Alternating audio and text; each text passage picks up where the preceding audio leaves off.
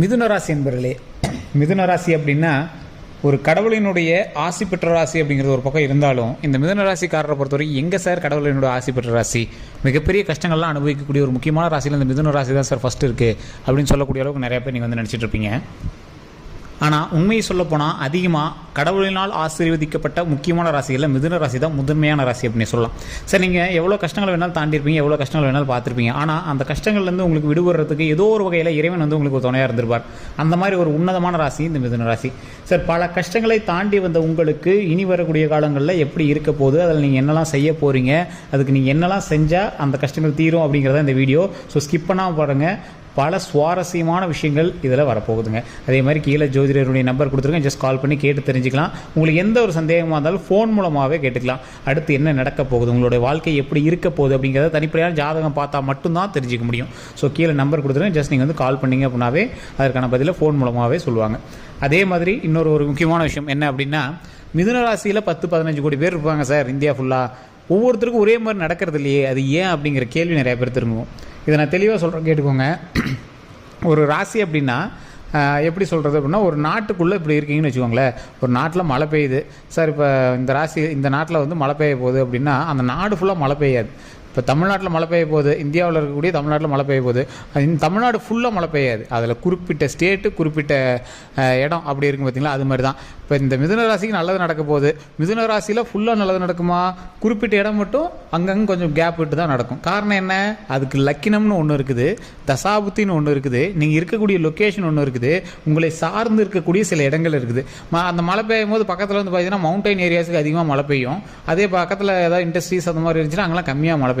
So அது மாதிரி உங்களை சுற்றி இருக்கக்கூடிய ராசிகள், உங்களோட வீட்டில் இருக்கக்கூடிய இன்னும் வலுவான ராசிகள், கொஞ்சம் வீக்னஸான ராசிகள்லாம் உங்களையும் சின்ன சின்ன அட்டாக் பண்ணத்தான் செய்யும். அதற்கு தகுந்தாற் போல தான் உங்களுடைய ராசி வந்து செயல்படும். உங்களுக்கு நல்ல நேரமாகவே இருந்தாலும் உங்களுடைய கூட இருக்கவங்க, உங்களோட மகனுக்கோ மகளுக்கோ, உங்களோட வீட்டில் இருக்கிறீங்களோ, உங்களோட தாய் தந்தையருக்கோ, உங்களோட மனைவி கணவனுக்கோ, இவங்கெல்லாம் எப்படி இருக்குன்னு பாருங்கள். அதை பொறுத்தும் உங்களுக்கு வந்து சின்ன சின்ன ஆப்ளிகேஷன்ஸ் இருக்க தான் செய்யும். அதை பொறுத்தும் உங்களோட நல்ல விஷயங்கள் வந்து ஆல்டர் பண்ணி கூட கொடுக்க தான் செய்யுங்க. இதை வந்து நீங்கள் தனிப்படையான ஜோதிடம் பார்க்கணும். தனிப்படையான ஜோதிடம் பார்க்கும்போது கூட இருக்கவங்க உங்கள் ஃபேமிலியோட ஜோதிடத்தையும் பார்க்கணும். அப்படி பார்த்தா மட்டும்தான் இதை வந்து சரி பண்ண முடியும். சரி சார், இப்போ இந்த மழை பெய்யும் அப்படிங்கிறது தெரியுது இல்லை, இந்த ராசியில் நல்லது நடக்குங்கிறது தெரியுது இல்லை, அது என்ன நல்லது, அந்த நல்லதை எப்படி வந்து கரெக்டாக அந்த ஏரியாவை கொண்டு வருது, உங்களுக்கு எப்படி அந்த நல்லதை கொண்டு வருது, அதே மாதிரி அந்த நல்லது கிடைக்கணும், சிலருக்கு வந்து கிடைக்கல அப்படின்னா அதை எப்படி வந்து வாங்குறது அப்படிங்கிறது அந்த வீடியோ. சரிங்க, சுற்றி வச்சு பேசலை, எந்த விஷயத்தில் நீங்கள் ஜாக்கிரதையாக இருக்கணும், எந்த விஷயம் உங்களுக்கு கிடைக்க போகுது அப்படிங்கிறத நான் தெளிவாக சொல்கிறேன், கேட்டுக்கோங்க. சார் இந்த மிதுன ராசியை பொறுத்த வரைக்கும் கல்வி ரீதியான விஷயங்களுக்கு எந்த ஒரு தடைகளும் கிடையாது. நல்ல ஒரு வலுவான ஒரு விஷயம் தான்.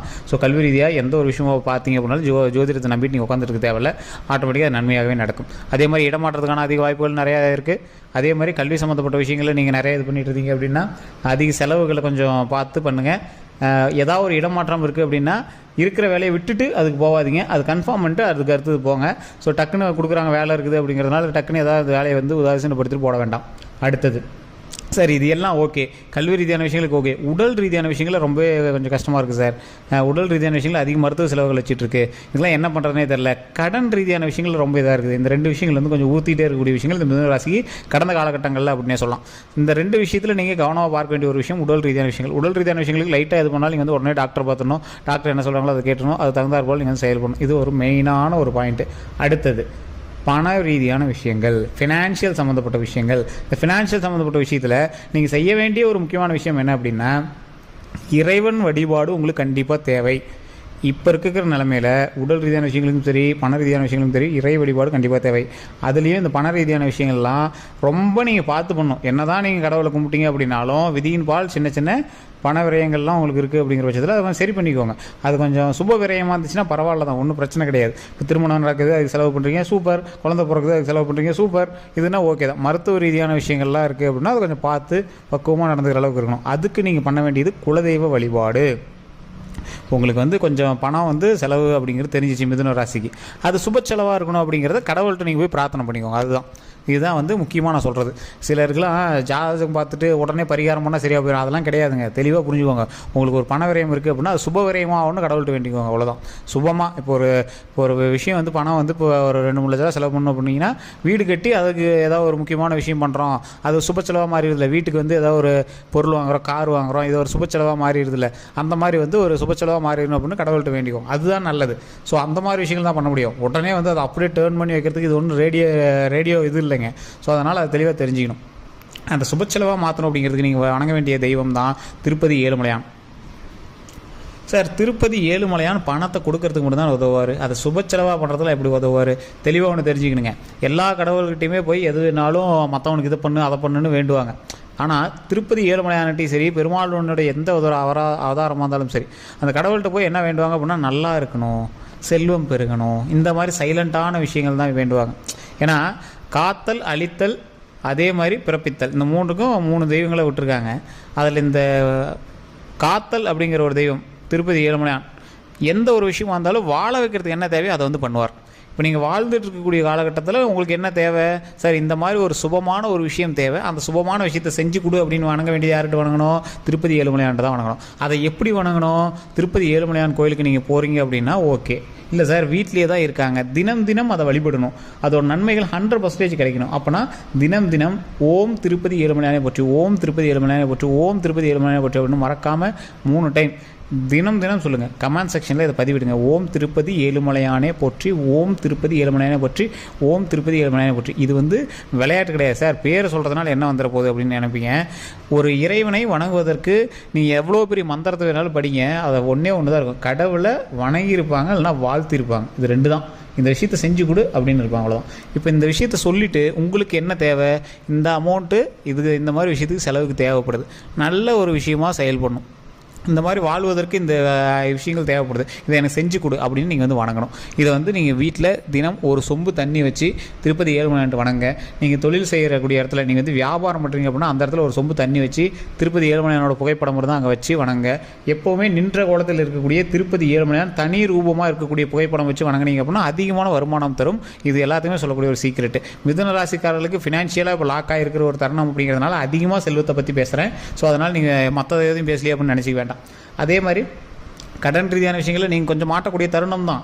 இப்பயுமே நீங்கள் வந்து மாட்டிகிட்டு தான் இருப்பீங்க. இஎம்ஐ, அதே மாதிரி சில லோனு, சிலர்கிட்ட வாங்கின கடன்லாம் அப்படியே லாக் ஆகிருக்கும், எங்கேயோ காசு கொடுத்துருமே லாக் ஆகிருக்கும். அதெல்லாம் உங்களுக்கு மைண்டில் ஓடிட்டே தான் இருக்கும். அது இருந்தாலும் அது வந்து ஓரளவுக்கு மெயின்டைன் ஆகிட்டு தான் சார் இருக்குது, ஒன்றும் லாக்கெலாம் இல்லை அப்படின்னு நீங்கள் வந்து நினச்சிட்டு இருப்பீங்க. அதுக்கெலாம் வந்து கொஞ்சம் பார்த்து செய்யக்கூடிய ஒரு தருணமாக தான் அமைஞ்சிருக்குங்க. மற்றபடி உங்களுக்கு ஒன்றும் பெரிய இஷ்யூஸ்லாம் கிடையாது. வரக்கூடிய நாட்கள் மகிழ்ச்சியான நாட்களாக வருவதற்கு அதிக வாய்ப்புகள் இருக்குது. அந்த அதிக வாய்ப்புகளை நீங்கள் எப்படி பயன்படுத்திக்கிறீங்க அப்படிங்கிறத பொறுத்து தான் அடுத்தடுத்து நடக்கக்கூடிய விஷயங்களும் இருக்குதுங்க. சரி சார், இதெல்லாம் ஓகே. இப்போ எந்த விஷயங்களில் ஜாக்கிரதையாக இருக்கணும்? ஃபஸ்ட்டு முன்னாடியே சொன்னது பண விஷயம்னு முன்னாடியே சொல்லிட்டேன்.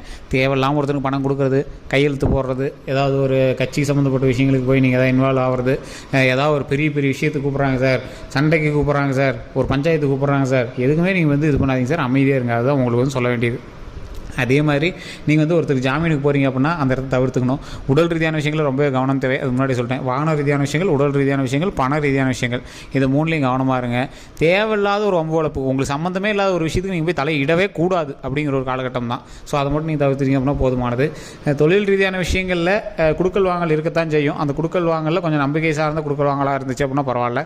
ரொம்ப நாள் வராத கடன் அப்படிங்கிறதெல்லாம் இருக்குது அப்படின்னா இப்போவுமே கொஞ்சம் இழுத்தடிக்க தான் செய்யும். அதனால் நீங்கள் ரொம்ப பெரிய இதெல்லாம் தேவையில்லை. இது என்ன ஒரு 2 வாரத்துக்கு தானே, 2 வாரம் கழிச்சு அதுக்கு தகுந்த மாதிரி நீங்கள் வந்து செயல்பட்டுவீங்க. அதனால் நீங்கள் வந்து கவலைப்பட தேவையில்லை. சில கிரக மாற்றத்தின் அடிப்படையில் திடீர்னு உங்களுக்கு ஒரு ஹைப்பு தூக்கும், ஒரு பயங்கரமான ஒரு ஹைப்பு தூக்கும். அதை நம்பி அகலக்கால் வைக்க வேண்டாம். அதை கொஞ்சம் பார்த்து செயல்பட்டீங்க அப்படின்னா போதும். திடீர்னு நிறையா வருமானம் வந்துருச்சு, அதே மாதிரி பல்காக வரும் அப்படின்னா நீங்கள் பாட்டுக்கு அதுக்கு அகலக்கால் வைக்காமல் கொஞ்சம் பார்த்து ஒவ்வொரு ஸ்டெப்பாக எடுத்து வச்சிங்க அப்படின்னா ரொம்ப நல்லது. உங்களை சுற்றி இருக்கிறவங்களுக்கு ரொம்ப நல்லது. இதுக்கு முக்கியமாக நீங்கள் பண்ண வேண்டியது தனிப்படையான ஜாதகம் பார்க்கணும். கீழே கான்டாக்ட் நம்பர் கொடுத்துட்டு ஜஸ்ட் நீங்கள் வந்து கால் பண்ணி கேட்டு தெரிஞ்சுவாங்க. எங்கள் சார் உடனே நீங்கள் இப்படி கீழே கான்டாக்ட் நம்பர் கொடுத்து ஃபோன் பண்ணி நீங்கள் கேட்டு தெரிஞ்சுக்கான்னு சொல்கிறீங்க, வியாபாரம் நுணுக்கமாக பார்க்குறீங்களா? சரி, தெளிவாக சொல்கிறேங்க. ஏன்னா நிறைய பேருக்கு இப்போ நான் சொன்ன விஷயங்கள் நடந்திருக்கும், ஆனால் இப்போ நான் சொன்ன விஷயங்கள் நடக்குமா அப்படிங்கிறது உங்களுக்கு சந்தேகமாக இருக்கும். அது காரணம் என்ன அப்படின்னா, தனிப்படையான ஜோதிடம் நிறைய விஷயங்களை கணித்து சொல்லப்படுது, அதுதான் உண்மை. ஸோ அதனால் அந்த மாதிரி விஷயங்களை தெரிஞ்சு கேட்டுட்டிங்க அப்படின்னா ரொம்பவே நல்லதுங்க. ஆக்சுவலாக நீங்கள் ஆஸ்ட்ராலஜியை சயின்ஸாக பாருங்கள். இப்போ நிறைய பேர் நீங்கள் கமெண்ட் செக்ஷனில் பார்த்துருப்பீங்க, ஆமாம் சார் இந்த விஷயம் நடந்துச்சு நடக்கலை அப்படிங்கிறது எல்லாமே அதிலே தெளிவாக சொல்லியிருப்பாங்க. நடந்த விஷயங்களை மட்டும்தான் நம்ம சொல்கிறோம், அது எதனால் நடந்துச்சு அப்படிங்கிறதையும் நம்ம இதிலே சொல்கிறோம். எந்த கிரகம் எங்கே இருந்தால் இந்த நல்லது உங்களுக்கு எளிமையான முறையில் தான் சொல்லிகிட்டு இருக்கோம். இதே மாதிரி தான் உங்களுக்கு எந்த ஒரு விஷயமா இருந்தாலும் நீங்கள் வந்து தனிப்படையான ஜோதிடம் பார்த்து நீங்கள் வந்து தெரிஞ்சு பண்ணிக்கணும். ஜோதிடம் உண்மை, ஜோதிடம் சொல்பவர்களை பொறுத்து தான் அந்த ஜோதிடம் உண்மையாக இல்லையாங்கிறது உங்களால் கணிக்க முடியும். ஸோ அதுதான் ஒரு முக்கியமான விஷயம். ஸோ இதில் ஏதாவது கருத்துக்கள் இருக்குது அப்படிங்கிற பட்சத்தில் மறக்காம கமெண்ட் செக்ஷனில் பதிவிடுங்க. எந்த ஒரு கருத்தாக இருந்தாலும் சரி கமெண்ட் செக்ஷனில் மறக்காமல் பதிவிடுங்க. அதே மாதிரி இந்த வீடியோ பிடிச்சா லைக் பண்ணிக்கோங்க, ஷேர் பண்ணிக்கோங்க, உங்களோட நண்பர்களுக்கு மறக்காமல் ஷேர் பண்ணிக்கோங்க.